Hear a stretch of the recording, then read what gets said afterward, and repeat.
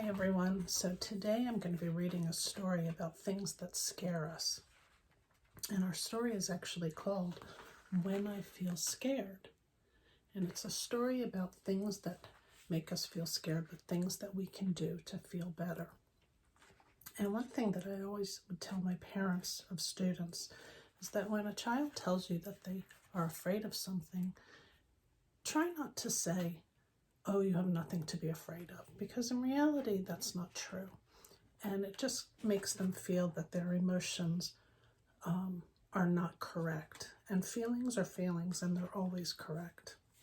What we really need to do is just reinforce that we can help them cope and make choices to help them feel better about a situation. So, when I feel scared, sometimes I feel scared.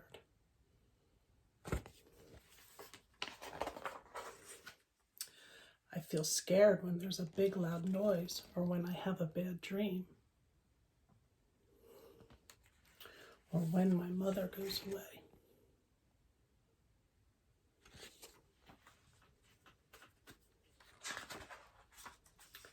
When I think I could get hurt, I feel scared.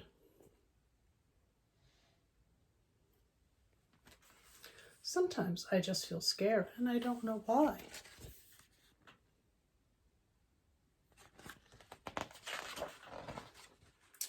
Scared is a cold, tight feeling. When I feel scared, I cry. When I feel scared, I want to run or hide. I want someone to hold me.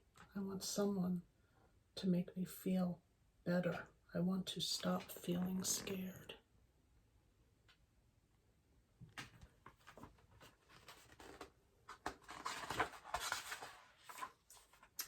Everyone's scared sometimes, even grown-ups. It's not being a baby to be scared.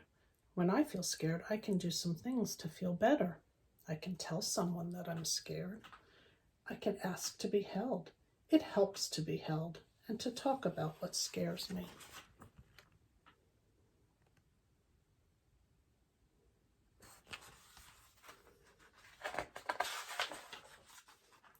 I can cuddle with someone with my blanket or stuffed animal. I can get in a cozy place or look at my favorite book.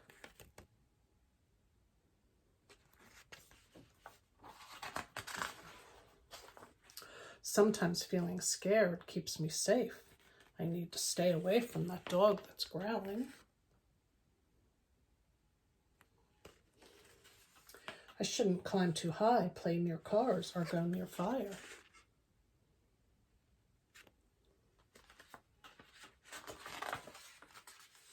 Other times, I don't need to be scared. We can look under the bed to see what's there.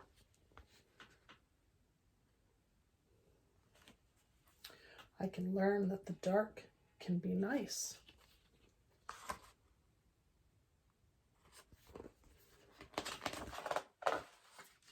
I can pet a friendly dog when its owner says I can.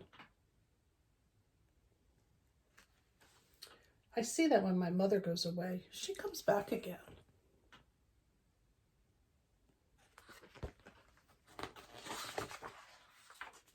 When I feel scared, I can talk about it, I can have someone hold me, and I can cuddle with my blanket or toy. I can find out that some things aren't really scary.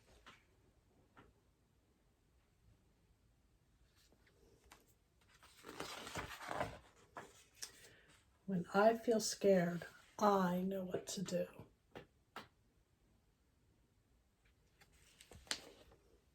So boys and girls, when you feel scared, it's important to let someone know that you feel scared. And one of the things that I love most when I'm scared is a great big hug. But right now with social distancing, we can't hug. We can hug people in our house, but we can't hug our friends or our family that's outside of our house. We're supposed to stay away. So one of the things that I came up with that I think would be a great idea to do in case you have family members who might not be in your home that are scared too, you can send them a hug. Now, I know we can say we can virtual hug by going on FaceTime, things like that. But here's a little project that you can do that's actually kind of like a real hug. So I have paper, which I'm going to put up here. And I have a marker. You might say, how is this going to be a hug? All right, so what we're going to do is we're going to create a hug. And with a hug, we have our hands and our arms. So we're going to trace our hands. And I'm just going to do a quick trace. You can have mom or dad or brother or sister help you trace your hand. So where you have one hand, you have to have your other hand.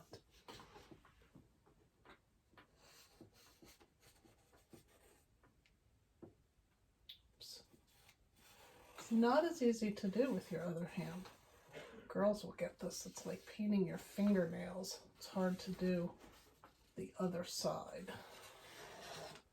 But I did my best.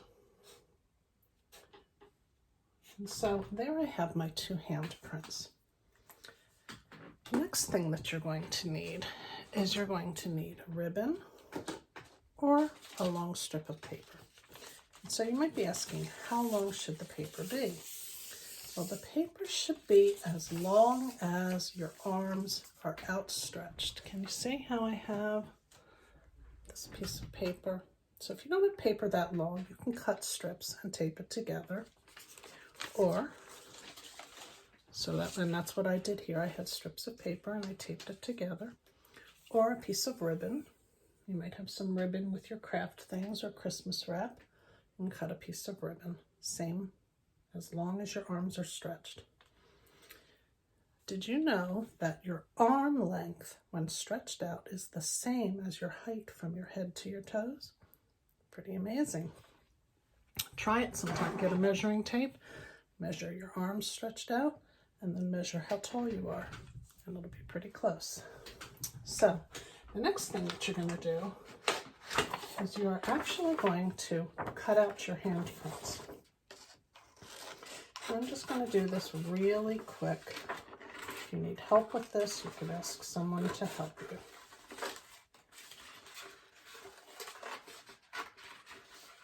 So bear with me. So this is always a nice little project to do with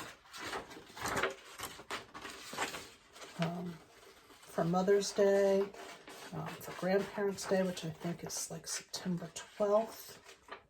I'm not sure if that's the exact date, but I remember it being somewhere around there. Father's Day, and they can keep it with them. And whenever they're feeling lonely or sad and you're not around, they'll have your hug with them. And I will show you what that looks like in a second. So also, after you cut out your hands, or maybe even before you cut them out, you can color them, you can decorate them, you can write I love you on them, which, you know, we can do. I'll show you. So I have my two handprints. Okay. And I have my strip of paper or my ribbon. I'm going to use the paper just because it's easier for you guys to see. And what I'm going to do is I'm going to take one of my handprints. Just going to clip it here for you to see. And I'm going to tape one end of my strip of paper. I'm going to take some tape, and I'm going to tape my other hand to the other end of the strip of paper. So right now, you'll have your two hands and your strip of paper. One big loop. You can decorate your hands, you You can say, you can write on your hand a big hug from me to you, or any other kind of note that you'd like to write. And once you've decorated, and you can decorate this part too, you take each hand, you wrap it around you, and you have your hug. So when you're feeling sad, or scared, or lonely, you have your hug. A great big hug from me to you. So I'm sending you a great big hug from me to you. Have a good day.